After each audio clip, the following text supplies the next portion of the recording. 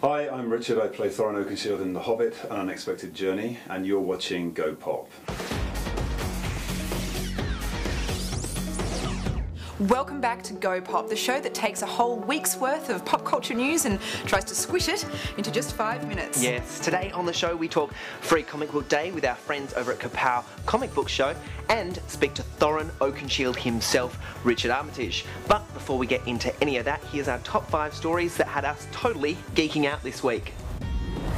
Brooklyn artist Nina Levy has been using coloured markers to decorate her son's lunch napkins every day for over 6 years. According to Nina, she has created over 2,000 custom napkins featuring everything from Captain America to this little robin pug.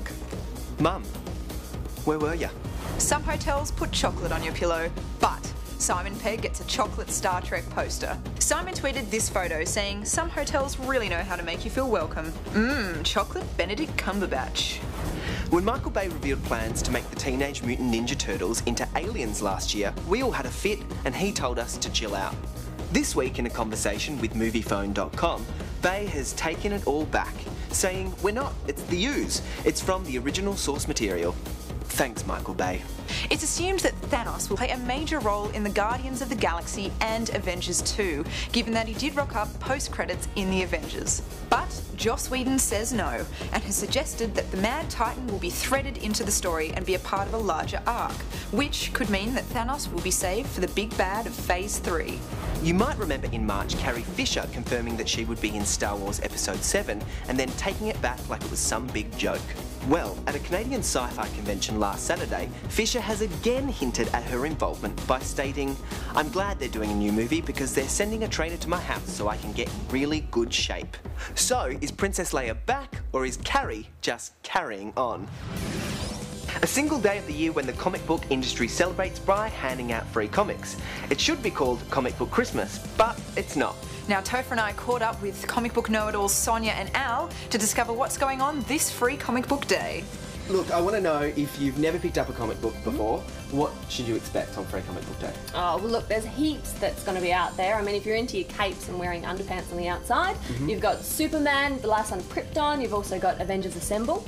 But there is a lot of interesting and different little titles as well out there. We've got The Walking Dead, for the zombie fans. We also have a great title called Harbinger Wars from Valiant, and also a beautiful comic called Finding Gossamer from Third World Studios, which is illustrated by a Sydney local called Sarah Ellerton. So there is plenty for everyone. Okay, so what can people expect when they come into King's Comics or look any comic book store for that matter? Well, I'd say the first thing they should expect is to have to queue. It has become incredibly popular over the last few years at Free Comic Book Day. Like you say, who doesn't like free stuff? So that's certainly helped the popularity. And also with King's in particular, it's falling in line with their annual sale. So that's, it's going to make it even more huge. So you're going to have free stuff, you're going to have cheap comics, it's going to be a massive day. Awesome, well sold, I will be there. Excellent. This year, Free Comic Book Day is celebrated May 4. Now head down to your local store and reap the rewards. That's not all. May 4th is also Star Wars Day. If you're in Melbourne, drive your land speeders down to Westfield Doncaster and help Lego professional Ryan McNaught build a 3-metre high Lego Yoda. You can find all the information on our website, and may the 4th be with you. The Hobbit, An Unexpected Journey is out this week on Blu-ray and DVD. We sat down with Richard Armitage to talk about Middle-earth camaraderie and dwarf boot camp. I'm going to rat Sophie out because Sophie is a really, really big fan. And we were talking before, and we think it would be funny if you gave her maybe some tips about how to hold herself like a dwarf. So, what's #1 tip? What's the one thing to remember? Okay, well, if you stand up, Which I'm doing. and then put your feet sort of shoulder width apart, right? And I'm going to do this. So you've got to imagine that you've got a weight around it. That's it. So then you have to walk. Then you have to walk forward. Really, this much weight? Yeah, that much weight. So we'd had a weight belt on, and they put like a, like a weight that you use in a gym. So they'd strap it to a chain, and then you had to kind of run. Yeah. We could do that around the office. I could get you some big boots as well. I know, like how many, was it like what, 20 kilos? How many kilos? It was about 20 kilos.